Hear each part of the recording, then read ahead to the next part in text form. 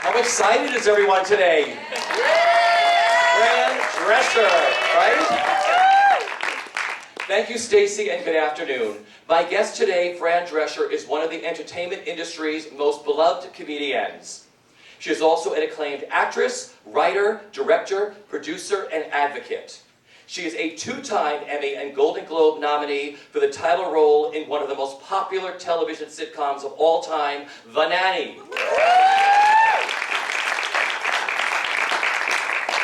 Which she also created and executive produced.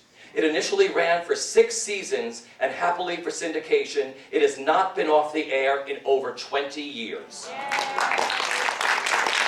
I get my daily fix. She followed that with Living with Fran and the Fran Drescher Talk Show.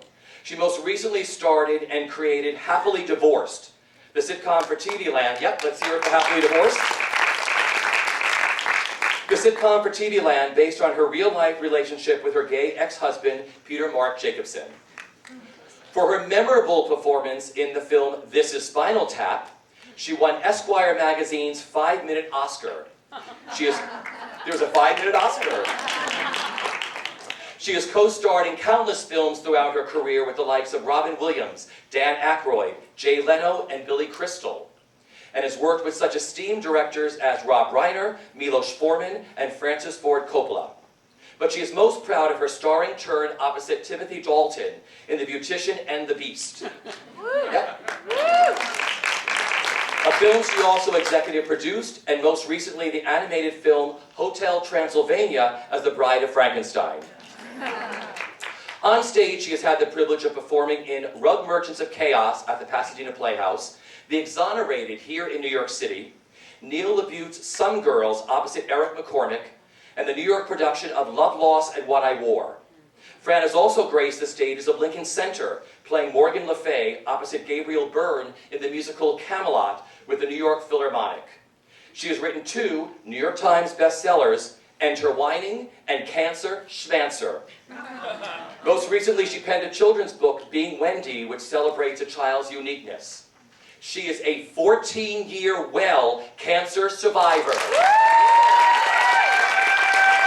Oh yes. And leading health advocate. She founded the Cancer Schmancer movement, www.cancerschmancer.org. Stage 1 is the cure. As public diplomacy envoy for the U.S. State Department, she takes her message of early detection and prevention to our allied nations and military. Well, now she is making her Broadway debut as the wicked stepmother Madame in Rodgers and Hammerstein's glorious musical Cinderella. Please welcome Broadway's newest star, Fran Drescher.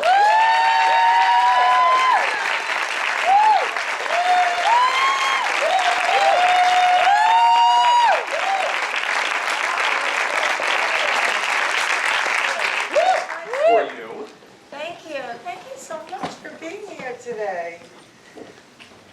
So here we are. Hi there. Thank you. I was thinking only actors can you coordinate something like right in the middle of the day, right in the middle of the week, and people show up.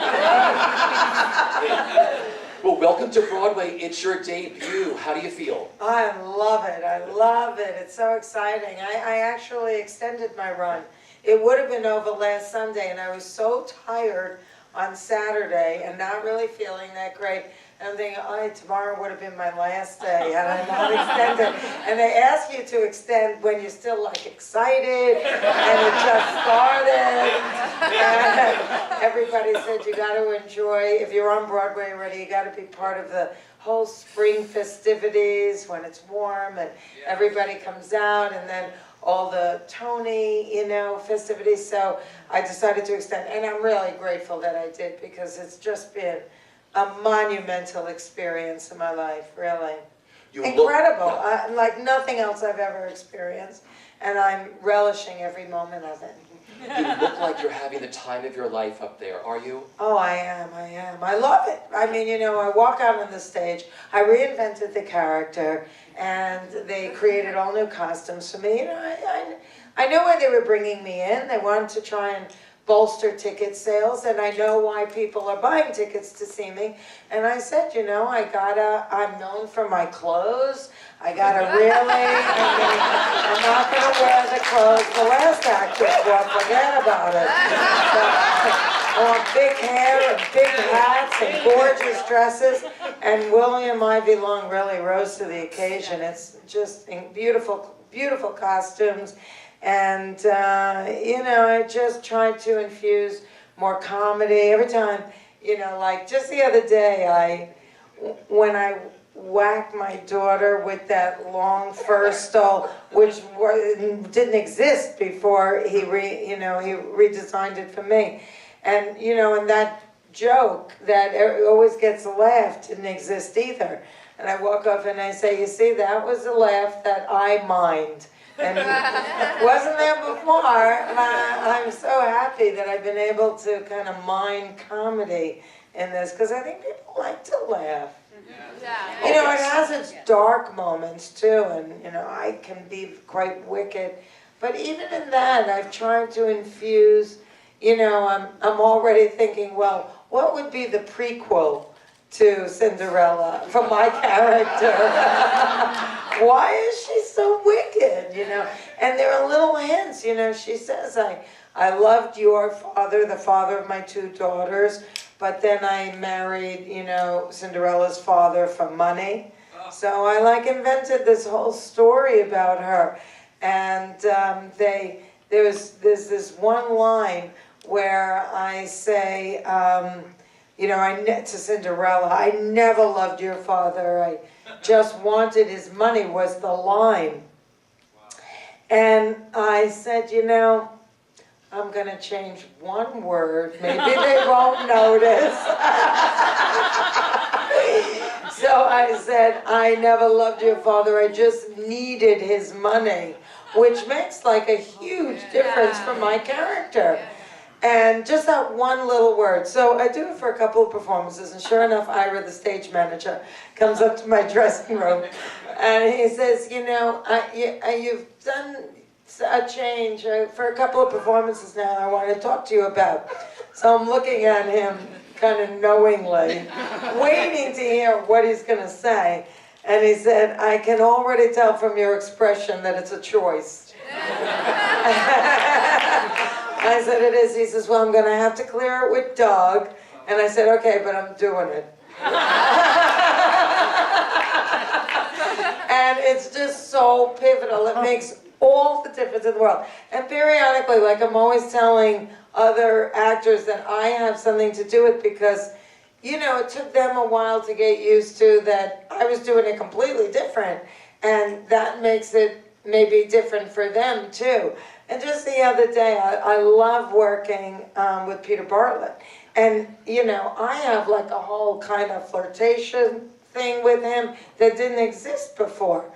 And, you know, I said to him just the other day, you know, at that very last moment when we part, can we just kind of, you know, let our hands come apart really slowly and look into each other's eyes? And I say to him now, every time we do it, that's like my favorite thing now. It's like so great. So, you know, the thing that I didn't realize, because I was so scared when I first started that I would screw up, is that it's such a work in progress. And everybody says, it's over, if you screw up, it's over the minute it's done. And then you just keep going on with the show. And the people think, you know, I always said, people say, how do you do the same thing over and over again? And I always said from my past experiences that I look at it as a mindful meditation, because usually I'm so like multitasking and my head's in a million different directions, which you cannot do. If you've ever done stage, you know that you're going to go up on your lines if you start thinking about other things. So for those 2 hours, you really have to be in the moment, which is what meditation is. It's being very present and single-minded. So, you know, for that reason, I like it, because it's almost like a relaxing technique for me. But what I didn't realize, and now, because I've only done shows for like maybe a month or two, and this will end up being like a 4-month run for me. But you know, the show, my character, my choices keep changing and growing, and it's so fun that I wasn't feeling that great. I didn't want to take off at all because, you know, really, I cannot disappoint people. I mean, I'm still in therapy because, you know, it's hard for me to put my own needs ahead of other people. And these people, they're selling out the houses, and it's primarily because of, you know, me. So I know that it would be you know, and then Peter, my ex-husband, I said, well, maybe if I can't go in, then can they get their money back? And he said, not unless your name is above the title. And I said, oh, well, that's Rodgers and Hammerstein. So they ain't calling in sick. So I persevered and then went on. But my point is that, you know, because I couldn't push as hard as I do sometimes, I had to find different levels. I had to come into it through different doors. And I found things that I wouldn't have otherwise found if I wasn't performing, feeling, you know, dipping below the line. And some things I've held on to, you know, because I really like it. So it's a constant work in progress, and I love that. And you went into the show with pop star Carly Rae Jepsen. Carly, who I also love. We extended together. So we started together, we rehearsed together, and we're extending together, and it's wonderful. I mean, she does 6 shows. I do 8. But it's, you know, she's so good, and has really shown herself to be a very fine actress. And I always tell her, I love what you're doing. We have moments together that are very, very honest and emotional and real. Yeah. Did it make it easier going into the show together? Because you all started from scratch. This is like a new production. Totally. I mean, I don't really know any different. This is the first time I've ever gone into a role that another actress was doing. But everyone said to me, because otherwise you're rehearsing with, you know, like stage managers. And you're by yourself in this room, whereas we, you know, there were like, let's see, both one of the daughters, Carly Rae, Cinderella, me, the Prince, and Jean-Michel, the Revolutionary, are all new to the show. So we were all rehearsing together. And that's a significant portion of the principal players. So I was very lucky, and we opened, some of the characters opened like a week before Carly and I, everybody except us, and then we started, and it's just been great. And it is like a whole new show. People like yourself that have come to see the one before, and now this one, it's like, you know, it's worth coming again just to see how things can change and change a whole theatrical experience. I think it's interesting. Yeah. What's been the best part so far with being on Broadway and starring in Cinderella? Oh, the driver they give me.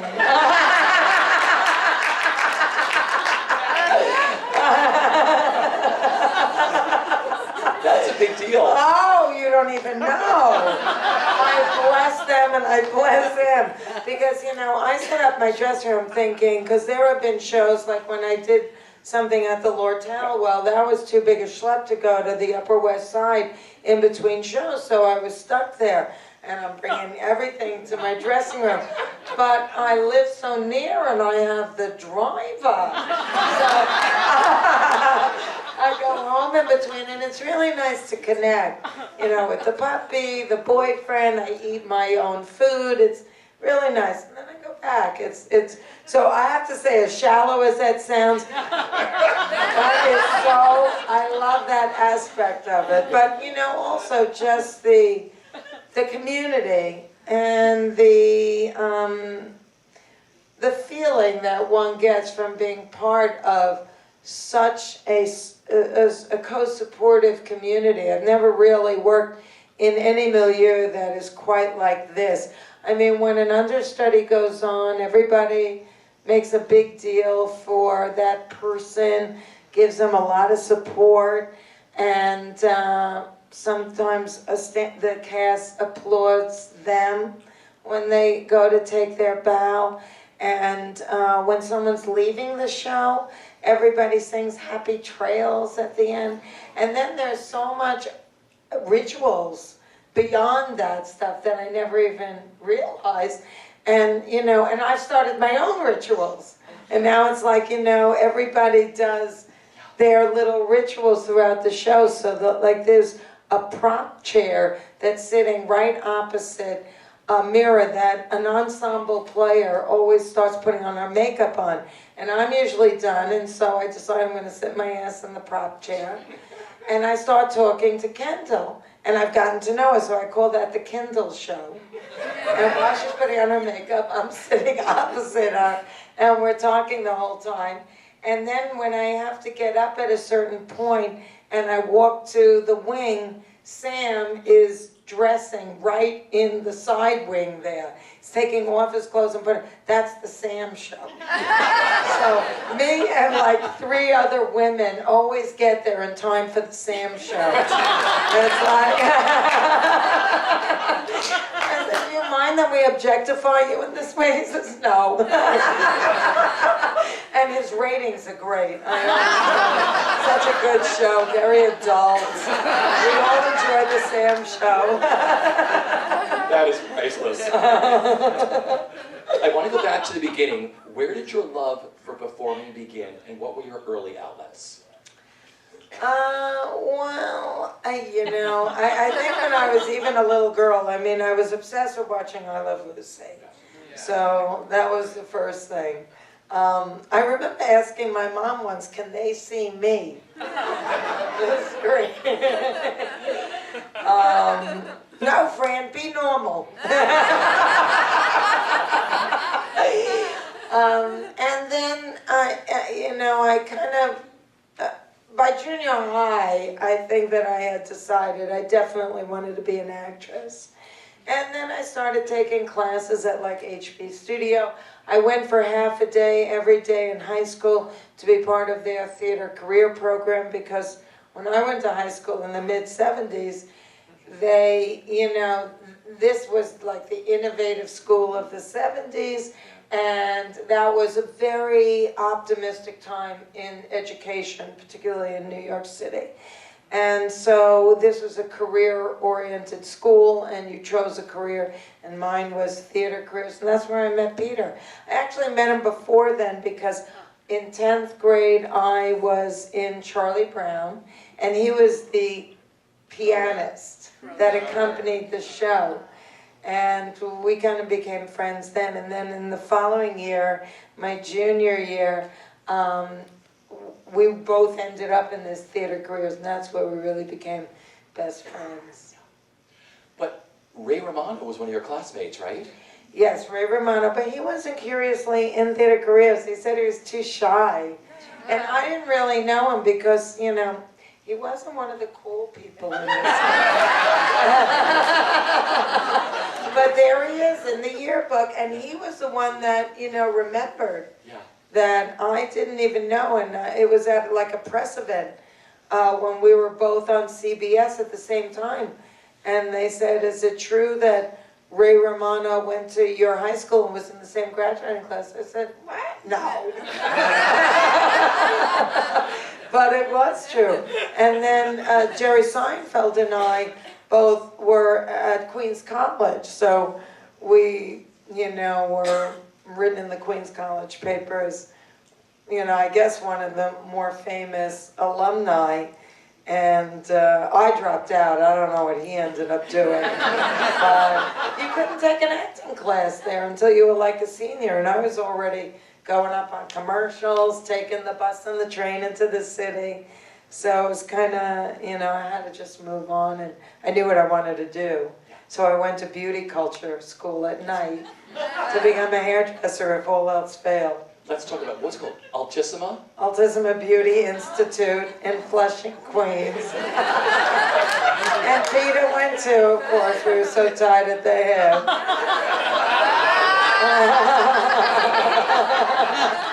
And we started this little $5 hair cutting business in my bedroom. And unisex, that was like all the rage then.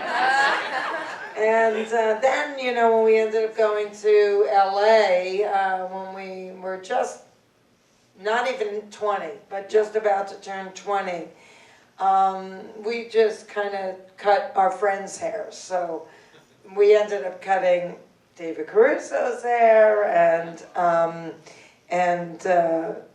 Danny Aykroyd's hair and Dennis Quaid's hair. We know where everybody's bald spot is. Well, you know, a question that comes up here very often from our audience is about auditioning. Because, I mean, did you like auditioning when you had to? I never minded auditioning, actually. And I'll tell you something. I got a really good life lesson early on. I was always really self-aware when something would happen that I'd kind of make a decision, okay, this is like a lesson and I'm never going to do this again. One time I had an audition. This probably would go under your question of worst audition. But, I was still living at home with my parents. I was a teenager, and I had to take 2 buses and a train to get to this audition for a commercial. And I'm like blowing my hair, I'm making my lashes perfect, and picking out what I'm going to wear. Get all the way there, and then I felt self-conscious about what they wanted me to do. Something with dancing, with paper bag on my head, I don't know, stupid. But I should have just, I went through all that trouble. Why didn't I just go for it? And on the long train and 2 bus ride home, I was so regretful because I knew that I didn't get it. I held back, I didn't invest, I didn't throw myself into it. And I said, this feeling of regret is worse than if I had just freaking done it. And so I said, never again. I'm never going to do that again. I'm never going to get in my own way. I'm never going to feel self-conscious. And from that point forward, I never did that again. And whenever I'd have an audition, I just would throw myself into it 150%. If I didn't get, and I'd be, I try and be very comfortable talking to people. Never feel intimidated by them because, and as a producer, sometimes I'll audition actors and you could just see, I mean, they have this sometimes this, like a twitch in their face because they're nervous. And your heart goes out to them. It's the most painful thing in the world to be on the other side of the audition process. And Peter and I, being actors, are always bending over backwards to make them feel relaxed, to just kind of kibitz with them, to talk about something other than the part and everything else so we can get to their core. And, you begin to see them rest a little bit in their space and relax a little bit. But Peter eventually had to give up acting because the rejection was too overbearing for him. He tied it in with his rejecting parents. It became this whole huge psychological, painful, bleeding affair that he just couldn't overcome. And a simple commercial, if he felt like he screwed up, he would beat himself up for 2 weeks. And I said to him, you have to stop acting. This is you're just perpetuating the nightmare of your childhood.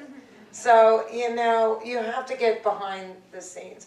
And when I had met him in high school, he wanted to be behind the scenes. And then somehow we started getting the leads in the play. He got bit by the bug, and he wanted to do that. But, there's so much rejection that unless you really feel, like you can handle that, you got an iron stomach, it's not worth it because you're killing yourself.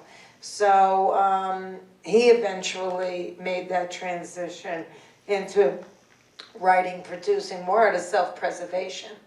But it never really, I honestly, for me, my manager would always say it's either a fast pass or a fast yes with Fran. There's no in the middle.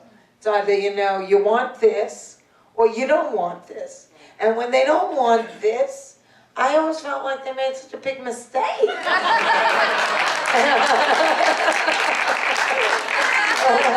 It's like, oh, and I've been fired from films, and I thought, what? Yeah, I was fired off of, and I was so devastated. That was, the first time you're fired, I think, from anything, you really feel like, well, I have this whole thing where, I don't like to be bad, and I don't want to disappoint my parents, and I had told the whole world I was in this movie. And then, the director called and said, it's not working, and we're going to have to replace you. And then, like, months later, I was at an event, and the casting director saw me, came up to me, and said, Fran, you were too funny. And the stars said, That's what happens most of the time. It's never you. I mean, it's never you. Yeah. I always say that. I make a point, when there's people that audition for us and they're really wonderful, I make a point of saying, listen, it's not going to happen, but it has nothing to do with you. And we're going to keep you. I will hire someone 2 years later. Forget their name, but I'll always tell the casting director, put them in a certain file of people I love. Yeah. And then I'll say, what happened to that guy with the blonde hair who was in that show? Remember, they sent us somehow we'll figure out who the hell that guy is, and he'll get the part. Yeah. And he won't think that I was thinking about him, but I don't forget good talent. And most people don't. You don't realize that. You always blame yourself. It's rarely the actor. Totally. One of your first big breaks was playing Connie, the dancing girl, in Saturday Night Fever. Saturday Night Fever fans behind you? Opposite John Travolta. That is a bit of celluloid history. Now, there's a story behind that. Tell us a story about shooting that scene, getting that part. Well, I had originally auditioned many times for the role that was the female lead.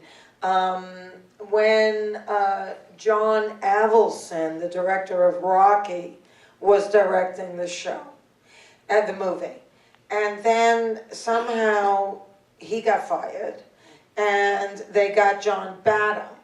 When John Badham came in, he ended up hiring his girlfriend at the time, who was famous on a soap opera and stuff. People knew who she was. I mean, she wasn't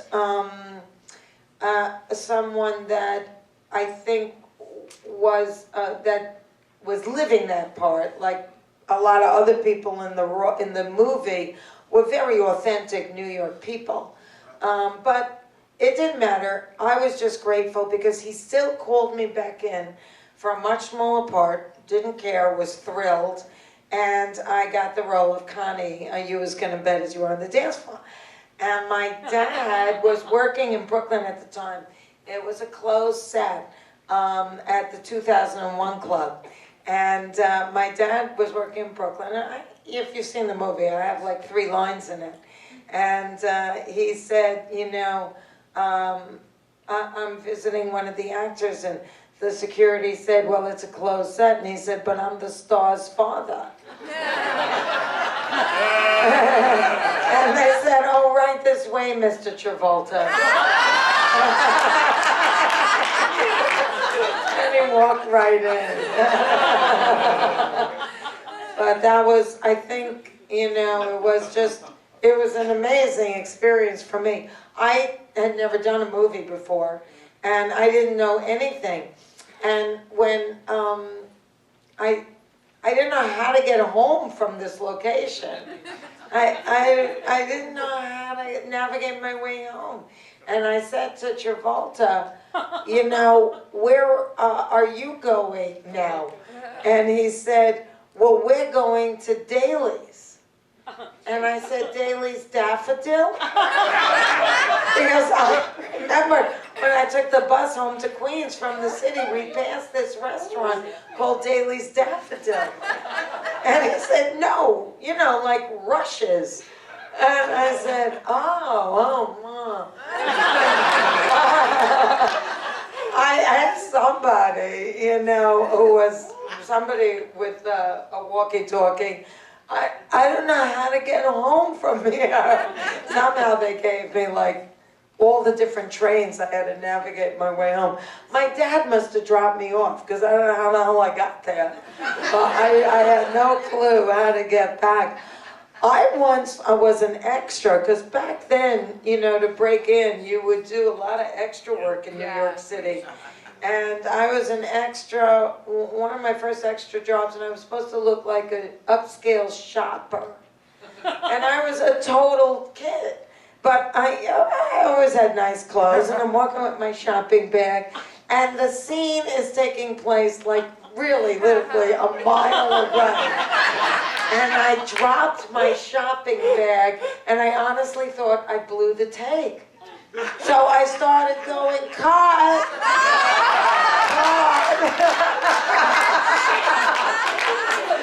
and this cute AD who liked me comes running through the crowd to me, what's the matter, what's the matter?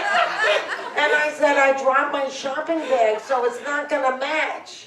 And he said to me, you know, it's okay. Next time that happens, just keep on going. Pick it up and go. And it was like, but that was how inexperienced and naive I was. I was so innocent. But you also spoke to Travolta, because that scene might not have been shot that night. Didn't you go up to him? Yes, I did. You know, John was going through a very difficult period right then because his girlfriend at the time, the one who was in 8 is Enough. 8 is Enough, was very, very ill. And he was on the phone a lot during that period. And he just didn't want to do the dance, didn't seem to have it in him.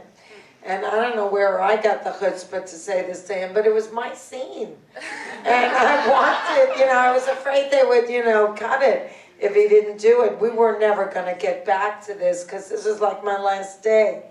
So I said to him, well, my manager always says, you know, I don't care if we have to take you to the hospital after the scene, shoot the scene and go. You're a pro, knock it out, get it done, don't hold everyone else up, and then do what needs to be done for you. And he looked at me and he said, thanks, I needed that, come on. And he pulled me onto the dance floor and started twirling me. He's an excellent leader. I didn't really know how to do the hustle, and I wasn't supposed to as my character, so it worked out fine. But, you know, when he really wanted to dance with you and the cameras weren't rolling, you didn't have to know. He's like an amazing dancer. That's a great story, that you were bold enough to go up to the star and tell him that. Oh, I got balls like forget about it. I'm from Queens. Well, you're also hilarious as Bobby Fleckman, the tough-talking music promoter in This Is Spinal Tap. Spinal Tap fans? Directed by Rob Reiner, which starred Christopher Guest, Michael McKean, and Harry Shearer. How much fun was that role? And was most of the dialogue improv? Oh, it was all improv. Yeah. We had a 27-page outline. This is information that has to come out in this scene. This is information that has to come out in this scene. But other than that, it was all complete improv, no script, and really the birth of the mockumentary. Yeah. And, you know, I was in such great company. I was so excited to be a part of that because I was actually shooting at that point Dr. Detroit with Dan Aykroyd, and thank you. I have to say, you know, over the course of my career, I've made some movies, you know, you're thrilled because the movie was so wonderful to be in, and other things you do because of the people that you meet and keep as dear friends along the way. And in that movie, you know, Dan Aykroyd and Donna Dixon were both in that movie, and they met each other, and they met me, and to this day, from then, they got married, fell in love and got married, and we're all the best of friends, and I'm the legal guardian of their children, and, you know, we're like family, and it's been 30 years. So, also same with Rosie O'Donnell, we did Car 54, it's like 6 people saw it, but you know, we became friends from that moment on. She always talks about how you know, she was trying to do her own stunts. I said, are you out of your mind? People, I would, you know, I called the director. I said, no, she can't do, what are you kidding me? She can't do this. And from that point forward, you know, she knew that she had found a system. And we've been friends ever since. So anyway, I was doing Dr. Detroit. We were doing night shoots. I was so exhausted from the night shoot that when I had to go in during the day to meet with Rob Reiner, and this was his first film. He had only done some television prior to that. And, you know, I sat there and I was kind of, I guess, sounding a little monotone, a little tired. I'd been up all night shooting Dr. Detroit. And he said, you know, what you're doing is very interesting to me. I wasn't picturing that, but I like it. And he gave me the part. So you never know. You don't, exactly. I don't think half the time, many stars I've spoken to said, I wasn't going to go in for this role because it was written totally different. Then they went in and it was totally reinvented for them. You mean with anything, with a lot of parts in general. Like they want a tall blonde with, you know, who's 6'2", and they end up casting Kristen Chenoweth. Yeah. They totally reinvent the whole thing when they finally see you come in. Yes, that's true, and I've had that happen to me in television and in film. But I'm usually the one that brings a more specific character. I've always been, you know, I know my brand of comedy, and it's usually not on the page until I infuse it into the page. And that I usually do at the audition stage. So that's why they're either going to buy it or they're not. And, you know, but yes, it's true. I mean, obviously that's what happened. But they didn't know what I was going to do with the play, you know, and Mark Brokaw, you know, he said, I'm just, you know, I just hope that if I tell you that something's not working, you know, you're going to respect that. Because, you know, I'm like, they're calling me in, and I'm like a star now, and I'm saying I want to change things. And I said, Mark, you know, you're going to be very pleasantly surprised at how directable I am. And I'm very directable. I listen, it makes sense to me, you know. But there is something at the very end of the show, and so you saw the new version of the show, when Cinderella, I felt like my character just needed one more comeuppance. I needed to, you know, because you know, it is Fran Drescher up there. I don't want to just kind of like have it kind of end in a soft way. And so I felt dissatisfied with my ending. And I just felt like, and I projected that the audience was dissatisfied too. So when, you know, the prince finally, at the very end of the show, says, what is your name? Because she didn't want to tell him through the whole show. And she says, Cinderella. And he says, Cinderella, it's beautiful. And I say, I named her that. And because in the show we make this whole thing that, you know, I'm such a bitch. I take her real name and call her Cinderella because she sits by the cinders of the fire. So I said I wanted to add that line. I felt confident that it was going to be worthwhile. And Mark said that he discussed it with Doug. And they feel like at that point the audience so wants the couple to get together, finally, that, you know, we're not gonna want to have a laugh right there, which is like against my religion. I have gone to bat for ensemble players. There's an actress in it. She always says this thing. She's not mic'd when she says it. Always gets a laugh in the first 10 rows. 9/10 of the audience doesn't hear it. And I like go to bat for her. Put the mic on. It's getting a laugh. But, you know, they don't get it or they don't, I'm like from sitcoms. So for us, it's like a true laugh is golden, and audiences want to laugh. But even Steven Spielberg knew that. You gotta in Jaws. This is where I first heard him talk about that, because you cannot have a movie that's intense, all the way through without giving the audience an opportunity to laugh, and then you build up the intensity again, and that's his style, which I totally admire. And so even in a show that's romantic or fairy tale or has a lot of wickedness in it, you have to give the audience an opportunity to laugh. So he comes back and he says, we don't want you to do it. And that sat with me for about 6 hours. And then I emailed him, one of my emails, and I said, Mark, I really have a lot of confidence in this line, and I want to do it tonight. It's one show.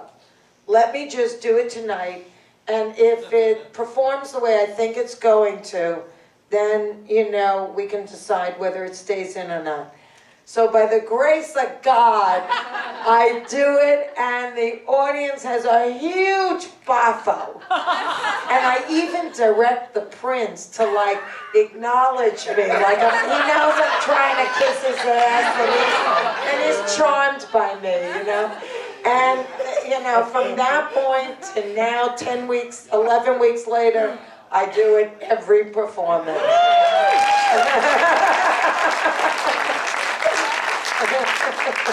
Well, I want to start talking about The Nanny. Nanny fans? It is one of the most successful and beloved TV sitcoms of all time. It has not been off the air since it originally ran. How did The Nanny originally come about? Tell me about that airplane ride you had. Okay, well, has anyone not heard that story? Raise your hands, okay? Oh, okay. Okay, yeah, it's always so surprising to me. You're theater folk. Okay, good. Yay. I did a short-lived series called Princesses with Julie Haggerty and Twiggy, the one and only. And that we shot 7, they aired 4, and it got yanked. Then I did, right after that, a pilot also for CBS that would have been maybe a summer replacement show, did not get picked up. So I said, okay, I'm, gonna stop hanging around LA, because a girlfriend of mine that I didn't even know that well said, come to France. I bought a country house, vineyard, whatever, and I thought, okay, I'm gonna go, because at that point in my life, I was beginning to really challenge myself to be more independent rather than codependent. So I cashed in some frequent flyer miles on TWA, where they were having a special, so I could sit in first class.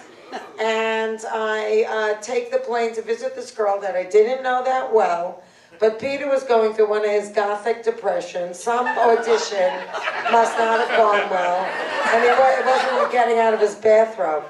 So I said, I'm going. And for me, being this, Jewish girl from Queens that was, really had a very codependent personality, going all the way to Europe. I mean, I never even driven to Jersey by myself.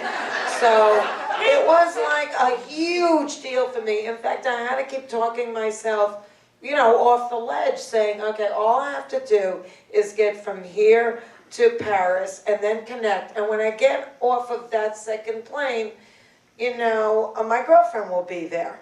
So I kept saying to myself, that's all I have to do this, to this, to this. Okay, get on the plane, sitting on the plane. Who comes walking in but the president of CBS, Jeff Sagansky? I looked up at him, I said, Jeff. He said, Fran. I thought, thank you, Lord, and I ran into the bathroom to put some makeup on.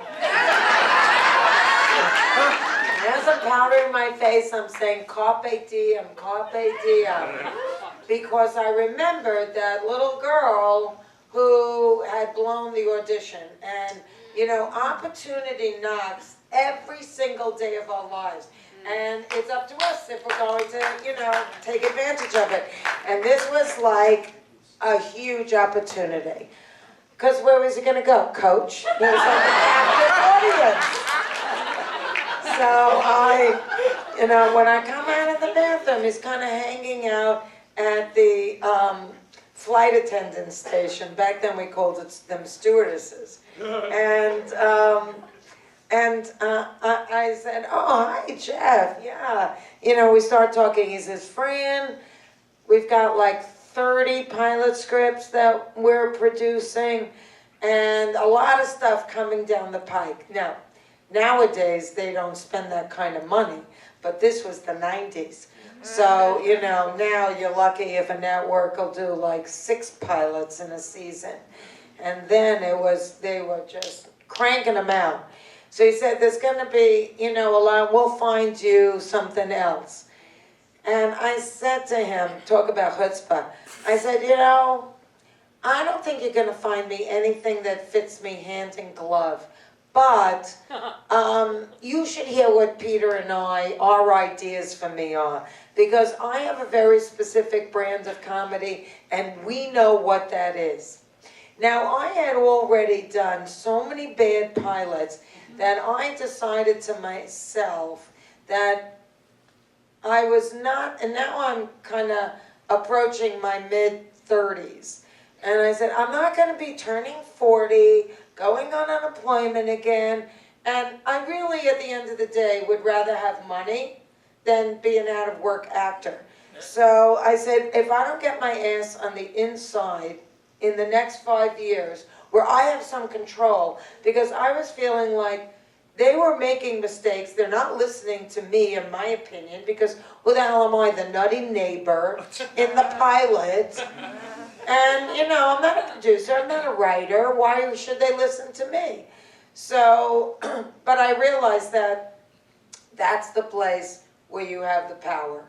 You got to be a writer, producer. Writers rule. So I thought, I'm going to give myself 5 years, and I'm going to start putting the energy out there. And Peter and I were already like writing scripts, trying to come up with stuff, and thinking about what that show would be. And then this opportunity happened.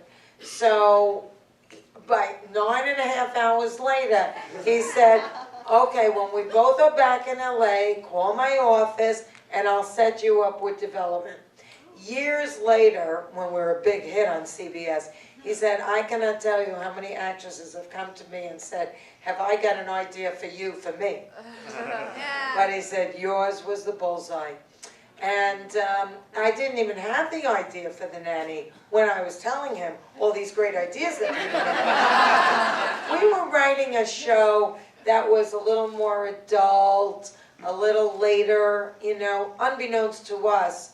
CBS was desperately in need of 8 o'clock family hour shows. So I go to my girlfriend Catherine's house, which, you know, this house in the south of France on a vineyard was like, she bought like an old farmhouse. There wasn't even a TV in it. And she forgot to mention that she was going to be with her 2 screaming toddlers.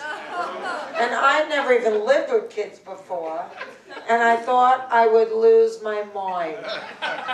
And Peter called me, and he said, I was crying to him on the phone. I said, this is no vacation. My codependence was like creeping up on me.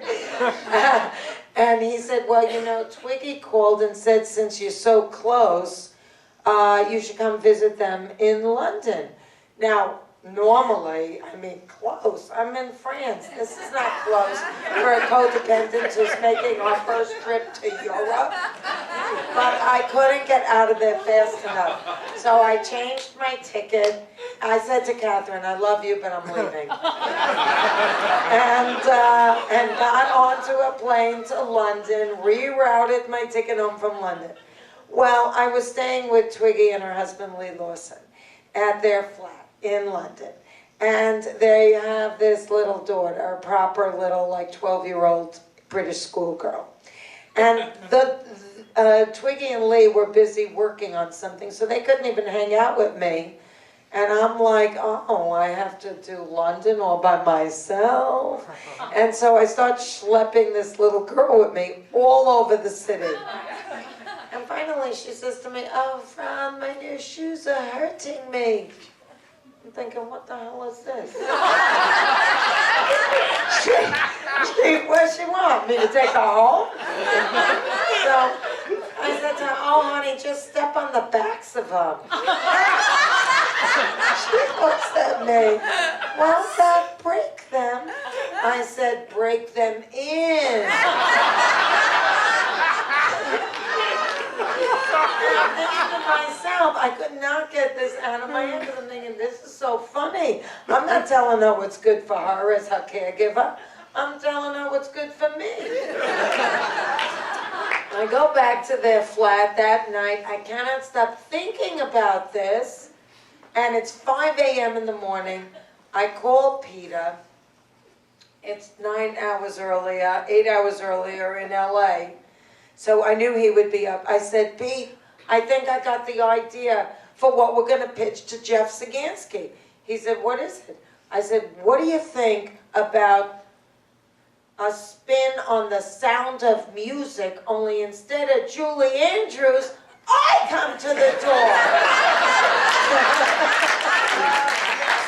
He thought for just a quick second, and then he said, wait, I'm not finished. No. Thank you for coming.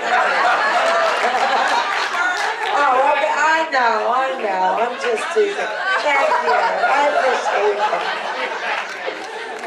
He thought for a brief moment, and he always has an excellent sixth sense for these things, and he said, that's it. That's the show that we're going to pitch to Jeff. When you come home, we'll develop it further. And he's so smart. He made Mr. Sheffield a Broadway producer. I was pitching, well, maybe he should be like a real estate mogul in Manhattan or something. He said, really? What's that? That's not going to give us anything. It's like, oh. And, as it turns out, Tim Flack was the head of development, bless his heart. He's no longer with us. But he was this fantastic, colorful, gay guy who perked up to that Broadway producer idea like gangbusters. And it opened up vistas of opportunities for writing because, like I Love Lucy, Mr. Sheffield was in show business. Fran was starstruck by everyone. And there was always this procession of stars playing themselves on the Nanny. So it was really an unbelievable, infusion into my original concept. And, the rest is history. We did it for 6 years, but it's not been off the air anywhere in the world for the past 20 years, and is really one of the most successful shows to go global of any television show in history. Plus, I was the first Jewish actress to play a Jewish role, starring in her own sitcom. Why do you think the show was so popular around the world? A number of reasons. I think that, the basic formula is that the underdog does good, the rich man, the poor man, the blue collar meets blue blood, the sexual tension. Everybody loved the costumes, the look of it was larger than life, very theatrical. It was really like a musical without the music. And, so I think that, and the brand of comedy, it wasn't set in any particular time. It was its own fairy tale. It was a Cinderella story. And everybody knows that, gets it, and understands it. And I think that that's a big reason why. And really for the first time, they started, after it ran and ran and ran ad nauseum everywhere, then they said, we'd like to, different countries, asked to buy the scripts, to reproduce it with local talent. And now there's like, you know, a Polish nanny, a Russian nanny, a South American nanny, an Asian nanny. I mean, it's like crazy. And, you know, the shows, they copy the cartoon. They copy everything. They copy the staircase. And they copy all the direction. They do the exact show, only with different people. It's very complimentary. In some countries, the new one is running and the old one is running. It's an amazing thing. I feel so blessed to have had this happen. It's really, it almost never happens. It's a 1 in a million shot, and it just, you know, happened. And that's why I feel not only so grateful, and I always try and help people. I totally believe in nepotism. It's like, you know, I always tell people, you know, I can open the door for you, but then you've got to walk through it and make the most of it. And if you're not going to make the most of it, then you have to go, because, you know, I demand excellence. But I love helping people, and I love leveraging the celebrity for the greater good, because, you know, otherwise you're wasting it. You know, you could do so many positive things socially. So, I don't know, I try and, I'm just really, really grateful. Well, your last series, which I absolutely adored, Happily Divorced, which was on TV Land, was based on your real-life relationship with your gay ex-husband, Peter. Right, yes, more or less. Yeah. I mean, he actually did not, in the show, in the first episode, you know, my husband wakes me up in the middle of the night and says, I think I'm gay. And I said, but we just had sex during Leno. How gay can you be? In reality, it didn't come out until a year after we divorced. And he did not want the divorce, and he was very angry at me for leaving him. But then, and he moved to New York because he couldn't get far enough away from me. And then while he was in New York, he started dating women, and then he had already kind of connected with the fact that he thought he might be bisexual. He felt an attraction to men, but he never really acted on it. And then he wasn't really feeling it when he started dating women. Is this too much information? It all stays here. Right. That's something I haven't told before. But anyway, he thought, oh, something's wrong. This isn't right. And he started to try dating men. And he realized, and, you know, I mean, for a while he was kind of like a fish out of water, because he had really lived all his life as a married man. We married when we were 21. Straight married man. We lived a very traditional life. And, but, you know, eventually he found his way, and now he's a much happier person because he's living an authentic life. And I couldn't be happier for him because I was so guilty that I left him against his wishes, because I don't like to hurt people, even if I, you know, couldn't figure out any other way to save myself. But then when he told me, you know, I was just so thrilled. I was so happy and relieved. And so, you know, and the silver lining of my cancer survival was that, you know, we started to really become friends again and reinvent the relationship. And now we're best friends. We talk every single day, several times a day. And we're back to writing and producing things together, though we do things separately as well. And we have a very healthy and loving relationship. And, you know, we still call each other husband and wife. And he still sends me flowers on our anniversary. And we like going to Paris together, which was actually the inspiration for Happily Divorced. We were first writing a movie about the vacation, because he immediately started slipping into his old ways of telling me what to do. And I said, you know, he's a control freak, but he's much better now that he's gay. He realized that a lot of his controlling issues came from trying to control himself. But By then he was gay, but he was still slipping into that.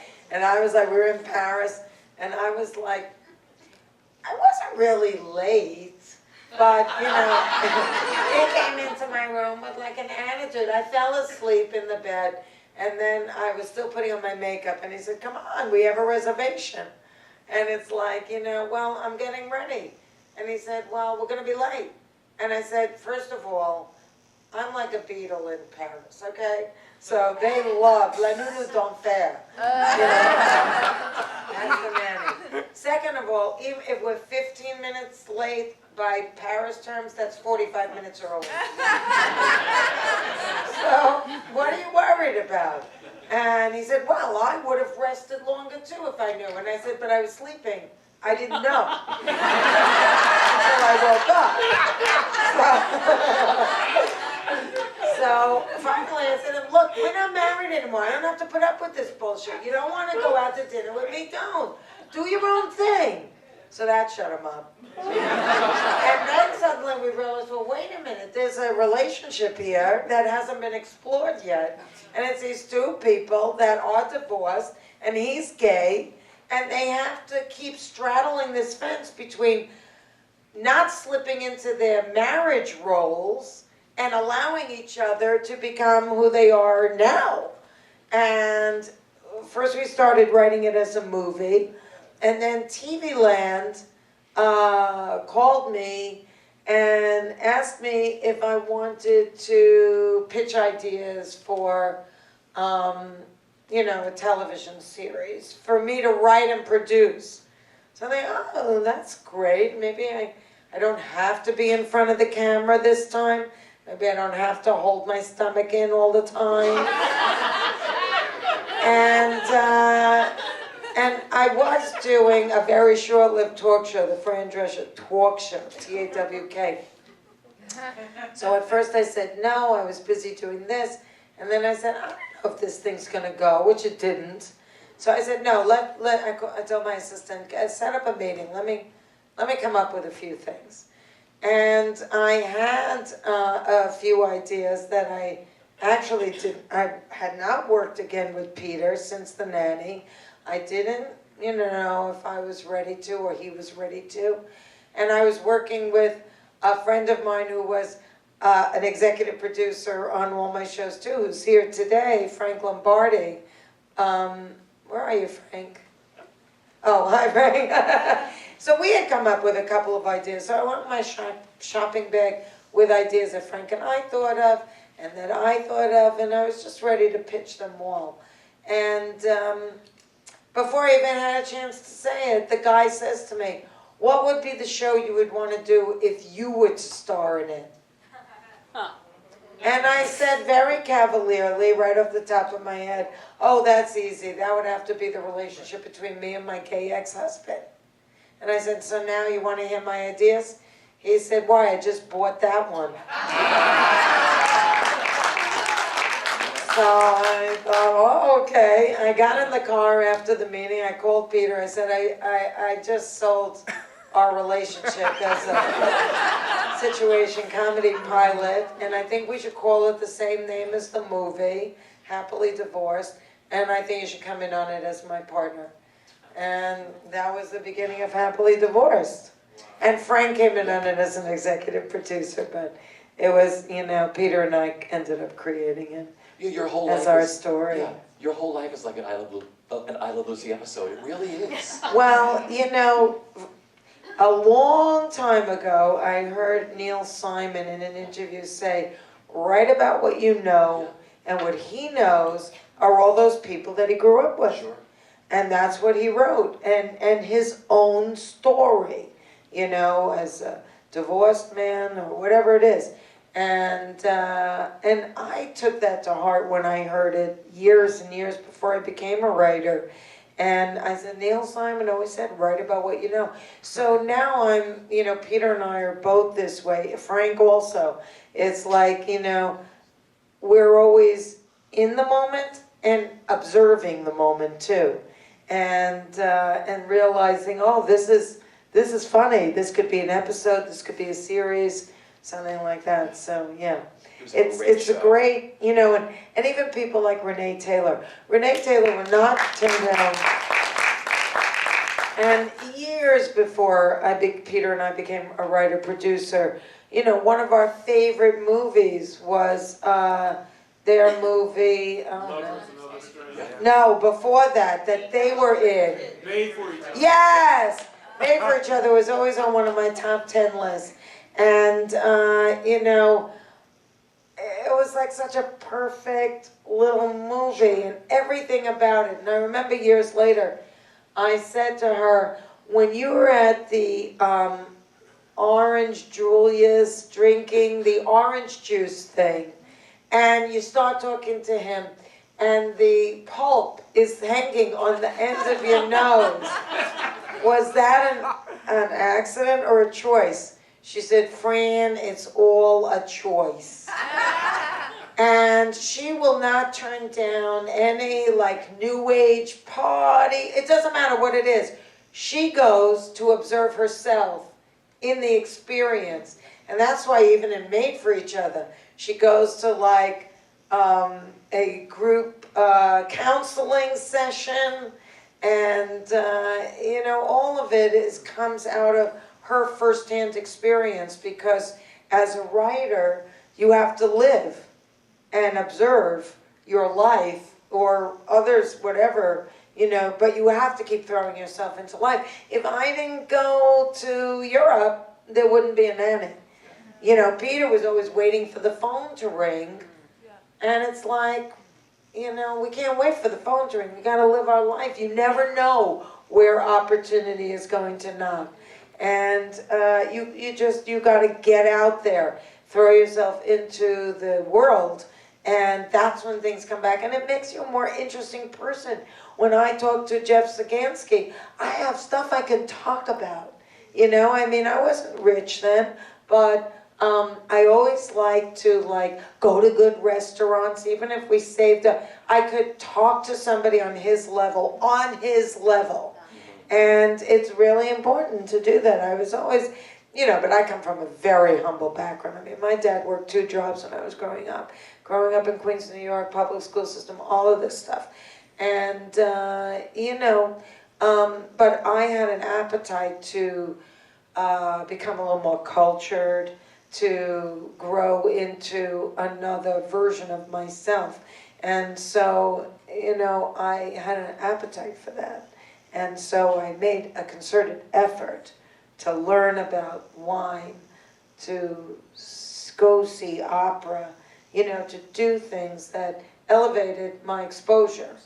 And even though I continued to play characters that, you know, are that girl from Queens more than anything else, it's in the behind the scenes, it helps you to have a certain confidence to mix it up with people that are able to give you those opportunities, because you can talk to them as an equal about things that they do. Yeah.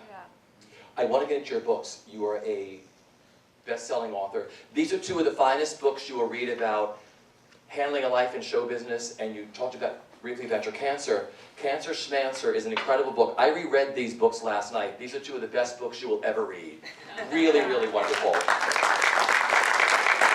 Now, what's the name of the girl who writes and produces and stars in Girls? Lena Dunham. Yeah. Right. So there was, you could tell I'm really bad with names. But anyway, she did an interview, big interview, and the interviewer wrote this aside that she observed in her bedroom on her nightstand.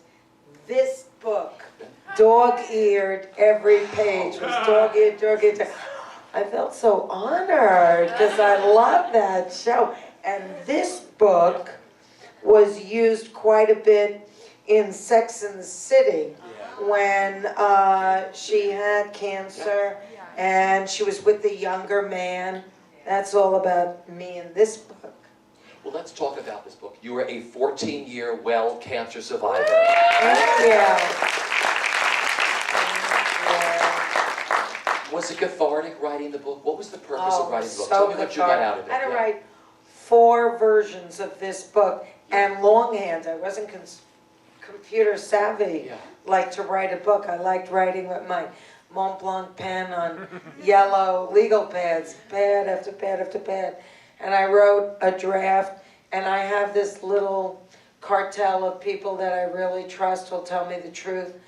And they said it's much too angry, because frankly I felt very fucked over by the medical community and by my own body. And so I got that, okay, so they said, no, you gotta change all these things. But I was getting a lot of bitterness out of me. And by the 4th draft, I found, my voice again. And I found the humor that happened. And I realized that side by side with grief lies joy. It's always there at the same time.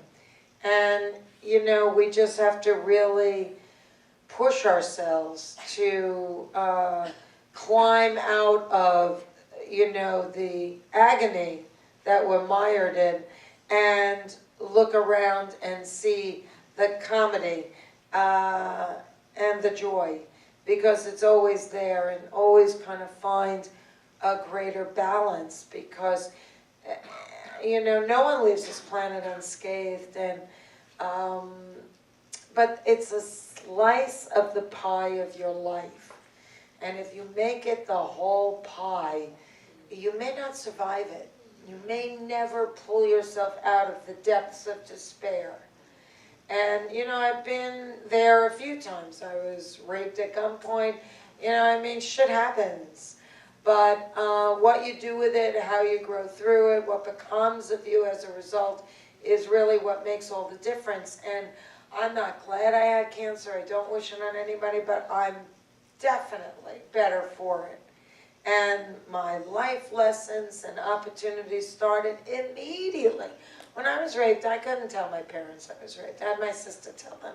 Because all my life I was protecting them from anything. I was the self-appointed, I had to be the superwoman for everyone. And I know where it comes from now, and it's, too long a story, but I self-imposed that pressure on myself, and when you give and give and give and you don't take, you end up emotionally bankrupt. And I've known that too. But between the rape and the cancer, I had been in psychotherapy.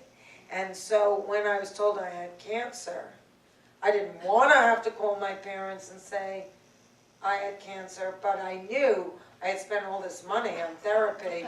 This was my opportunity to make it about me, to let go of that need to protect everyone but myself, and to just say it. And I called my mom, who I never thought was strong enough to handle things, and I told her that, I was diagnosed with uterine cancer. And the first thing she said was, okay, let's not panic. What's the next step? And I said, they're sending me to an oncologist. She said, all right, me and Daddy are going to come out to be with you. And I don't know what she did when we hung up the phone. I'm sure she had a primal scream. But I never saw that. And I was so unbelievably surprised how wrong I had been about my mom. And, and from that point forward, the cancer, not the rape, the cancer was the excuse that I finally needed to make it about me, to say, I can't do this alone. I need you to help me. I need you to carry me. I need you to come with me to the doctors. I don't know what the fuck they're saying. I need you to write things down. And it just, and I saw myself evolving. And as a result of my cancer, I'm a much more well-rounded woman today. I know that I walk on the ground with everyone else. I'm vulnerable like everyone else. I know how ephemeral life is. I know how easy it is to, on the turn of a dime, something happens. So how I have to be so in the moment, so grateful, and how I have to pull myself back when something starts bending me out of shape and remind myself, this isn't even important. Who gives a shit? So, good things happen to bad people, but I honestly believe that maybe if I had learned these lessons when I was raped, I wouldn't have gotten the cancer. But I tried to manage it all myself. And it's almost poetic that from that point to the cancer, my cancer would have been uterine cancer. It's like the pain we hold inside of us gets manifested in amazingly poetic ways. And we have to start seeing the connectiveness of everything that happens in this world. It blows my mind when I think about it. Thank you for that. That's beautiful. Something that really struck me in the book, you say, my whole life has been about changing negatives into positives. And I think we all need to do that, but you were able to do it. Lemons into lemonade, baby. Yes. I remember Mike, I had a boyfriend who was 16 years my junior when I got diagnosed with cancer. And he was amazing. He's a hero in this story. He's still a friend to me. We were together for 4 years, and then our age difference started to get in our way. But for those 4 years, he was like a godsend. They always say, people come into your life for a season, for a reason, and for a lifetime. Definitely a reason, and certainly a lifetime. But, when he was in college, he had a girlfriend whose sister was murdered. And he tried to be there for his girlfriend, and the girlfriend pushed him away, didn't want, just got very internal. And eventually the relationship ended, and she moved away, and they parted ways. And he thought to himself, if I'm ever in a situation where a woman that I love is in that kind of pain, I'm not going to let her push me away again. And I was that woman. And because of the experience he had before, he was so there for me, because he had his own idea of changing his karma through my experience. And he quit his job, moved in with me, and became my everything. And, it was just, my parents, nobody could say a bad word about Mike. He stayed in the hospital with me, slept on a cot. It was just incredible. They won't let you leave the hospital until you move your bowels, and I, was beginning to get like a low-grade fever, and I hadn't moved my bowels, and so it was like my body was beginning to reverse in the wrong direction. But I had these private nurses, and one of them was into alternative stuff, and she said, don't tell anybody, but I'm going to bring you in an enema, we're going to do that, and that'll get you flowing. So, and I remember I was on all fours on the bed, and he was there. And when that tube started to flow in the right direction, he jumped for joy. Recently, he asked me if I could try and get his brother a job. And I made a few phone calls to very high-level people to get him interviews. And Mike said to me, who's called John in the book, and Mike said to me, I owe you. And I said, no, you don't. We're not even close to being even. So, it was just, and I write about him in the book, and I write about what it's like to have sex for the first time after a radical hysterectomy, and I'm having it with him in this book.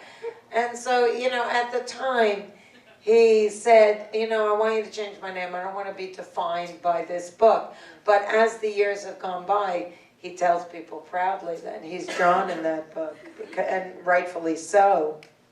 I have 2 more questions for you. What are you the most proud of professionally and personally? Well, professionally, I guess the Nanny, because it's, I mean, I don't think I've done so many things subsequent to the Nanny, but once you do something of that magnitude, and at first I used to be hard on myself that I can't compete with myself. But it's like, now I know, you know, it's like, that is an iconic entity unto itself. I may never do that ever again. And that's okay. Everything that I do, I'm proud of. Everything that I do, I put 150% of myself into it. Everything I do, my audience loves. If it doesn't last 6 years, if it doesn't go around the world for 20 years, whatever. I just keep on trucking. I do the next thing. Next thing, I enjoy everything. So the Nanny would definitely professionally have to be the thing that I'm probably the most proud of, because it's such an accomplishment. Even though I'm proud of everything I do, because I try to put so much into it. Even, I mean, this show, I was so scared that I was going to screw up, and, you know, I wouldn't remember my lines, and I used to apologize to Carly in rehearsal because I felt so bad that I was such a bitch. And I'm the hooker with the heart of gold. I'm never mean. My characters are never mean. And I never permit mean-spirited comedy in anything I do. You know, it's like I put myself down. I don't need to put someone else down. So that's my brand of comedy. But anyway, and personally, I think that it would have to be the Cancer Schmancer movement. Yeah. Well, you know, I was still in the hospital when I was outed by the tabloids. So I didn't even have an opportunity to think, I'll just sweep it under the rug and nobody really needs to know and I'll be fine in a few weeks, which actually was 9 months of recovery. But I didn't have that option, and I'm grateful that I didn't. At the time, I wept because I hadn't even really wrapped my mind around the fact that I'm a woman that had cancer. I'm a woman that will never be able to, you know, have a baby naturally, and it just seemed like that. What the cure was a punishment on a punishment, and I had everything twisted up my head, And then I remember I was having lunch in my house. My manager and her husband were there, and I said, I'm going to write a book about what happened to me, because it took me 2 years and 8 doctors to get diagnosed with uterine cancer. I got in the stirrups more times than Roy Rogers. And I said, I'm going to write a book so what happened to me doesn't happen to other people. And that started to give me my sense of self back.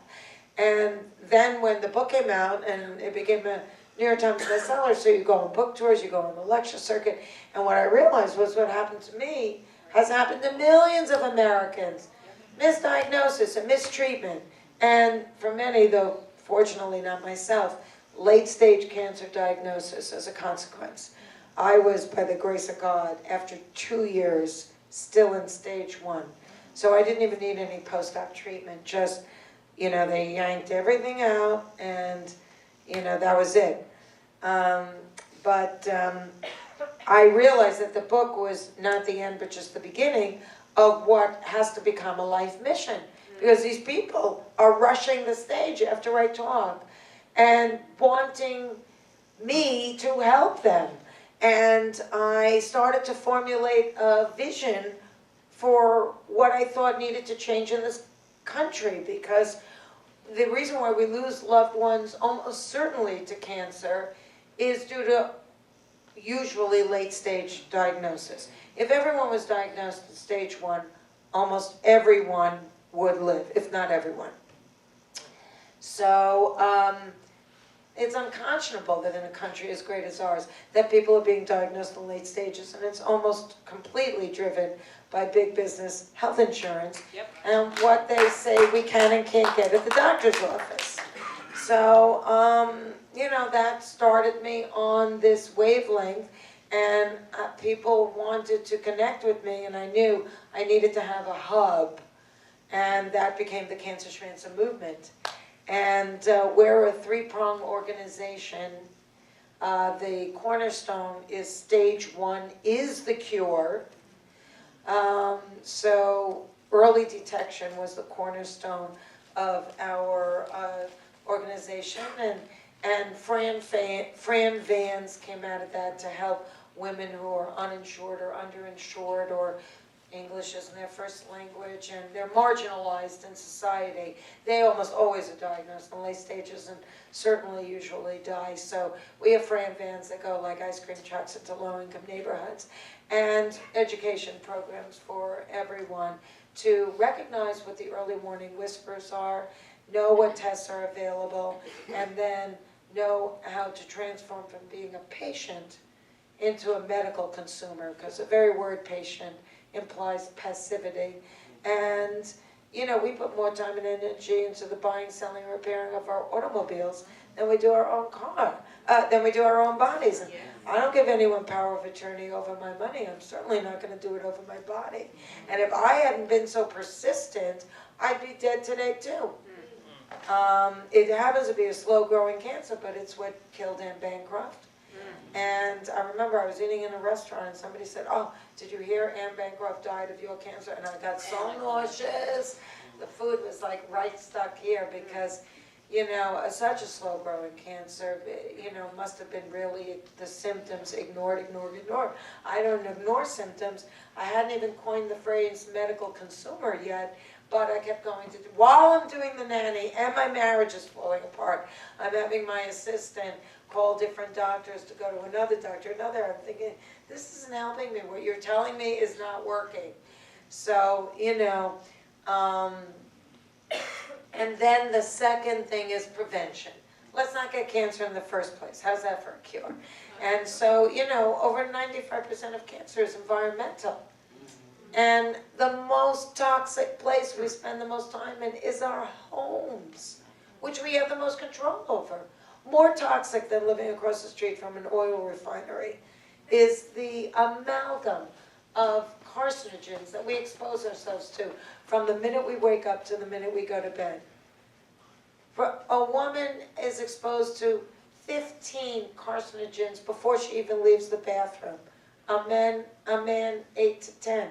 That's before you go into the kitchen, before you open that refrigerator with all that fake stuff, before you go under the sink to clean the surface of your counter, before you sit on that couch that's doused with flame retardant, which, by the way, American women's breast milk has the highest percentage of flame retardant in it from any woman on the planet. And we're all scratching our heads wondering why these kids have learning differences, why they have attention deficit, why they have autism. It's like we hope at Cancer Schmancer that someday when a woman wants to have a baby, first she goes and gets tested for heavy metals and toxic chemicals, and then she chelates that before she goes to have the baby. Because we live in very toxic times, but we can change that by making healthier choices. And you guys could go to cancerschmancer.org and learn how to detox your home. We hope to make detox your home the don't drink and drive of the 21st century. Beautiful.